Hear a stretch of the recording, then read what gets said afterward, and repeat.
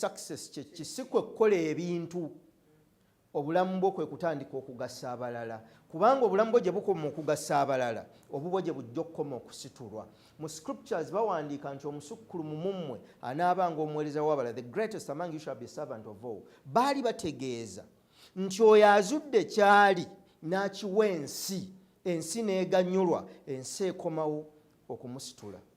Bino nja kubyogera mu Lungereza. Buli muntu musukkulumu, that is greatness.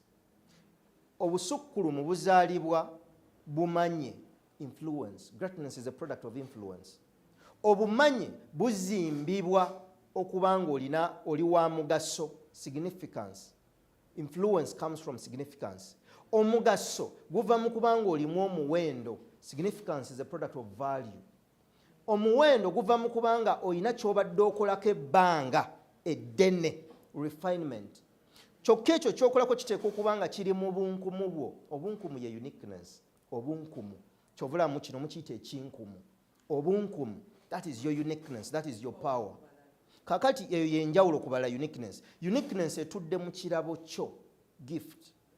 Gift eva eri Katonda wo. The earlier you discover your gift, gy'oyanguyizibwa okuzuula ekirabo kyo n'otandika okutambula towards your purpose, bwe buwanguzi bw'omu nsi.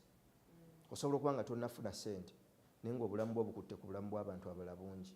Ng'eriyo ebituleyo n'agamba omukazi oyo annyambye okufuuka kino, omukazi oyo mu bulamu mu maaso ga Katonda, obwo bwe buwanguzi. Naye muffe abantu tulina bye tutunulako, naddala ffe abaddugavu. Lwaki nesiba kuffe? Kubanga tuli bazungu, entegeera yaabwe endala. Ffe abaddugavu tuvugibwa bye tulaba n'amaaso gaffe, omuzungu avugibwa byalaba mu ndamu ye. Children mu developed worlds are taught this. Njakiriza mu Luganda. What lies behind you and what lies before you are tiny matters compared to what lies within you. Ebikuli mu maaso n'ebikuli mu mugongo bitono nnyo ku bikuli munda. Okunoonyereza kulaga nti ng'ogasse ebyobugagga ebiri ku ttaka lya Amerika kungulu, si wansi. Kungulu tebikola 50% ebugagga obuli wansi w'ettaka lya Congo. Congo efaanana etya? Efaanana Amerika? Kitegeeza ekizibu si bintu ntegeera n'okuzuula okuyiti. Ezo ensi zaazuula okuyitibwa kwazo. Kyovula ffe abaddugavu tugenda kugoberera eva. Oba omwana wa wana akanika iPhone aba atandika okuyiga eno etandikirwako ng'omuzungu aleeta software omulala. Ate eno ng'agidibya. Aba atandika okuyiga emmotoka eno ekyambogo ng'omuzungu akola emmotoka endala ng'eno agidibya. Baatuggyako ekyo tusobole okuba nga tubagoberera paka kubanga ffe tetulina kigendererwa mu nsi. Tunoonya ssente, tunoonya bintu, naye tetunoonya kiri mabega wa bintu na ssente, ekizimba omusingi gwa ssente. Y'ensonga lwaki olaba nti abasajja bafa mu Uganda obugagga bwe bwonna ne buzikirira batono. Ndowooza naakafunayo omuntu omu gwe ndaba, omugenzi ow'ekitiibwa James Mulwana, nti yagenda naye Mukama Katonda akyasaasidde, ebintu bye tewaali kuyuzaŋŋana, tewaali ki, bikyatambula buki bulungi. Lwaki ffe tetusobola? Kubanga we are driven by what we see. Tuvugibwa ebyo bye tulaba, tetuvugibwa biki bye tuwulira. Kyova olaba kye kireetedde abaana okuwetaaweta amakoona amangu, n'ava ku mulimu ogumuwa essente entono naye nga gumusomesa, n'agenda ku mulimu ogumuwa essente ezisingako naye nga talina kyayiga.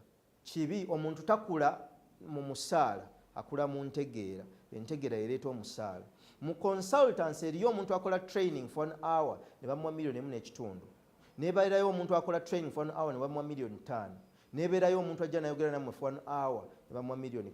Ate nga bamusasulidde waasula nga n'emmotoka emutambuza ne security baagimuwadde. What's the difference? Buli omu omuwendo gwe yakuza mu ye. Gold aba gold nga bamugye mu bende. Naye bw'ayita mu process agula ssene nnyingi nnyo okusinga oli gwe baakajjayo mu bende. Refinement e increasing value. Value gyekoma okulinnya ofuuka wa mugaso. Gyokoma okufuuka w'omugaso mu society ofuna obumanye. Gyokoma okufuna obumanye osukkulumizibwa. Teri akusukkulumya abantu abalabi bakusitula.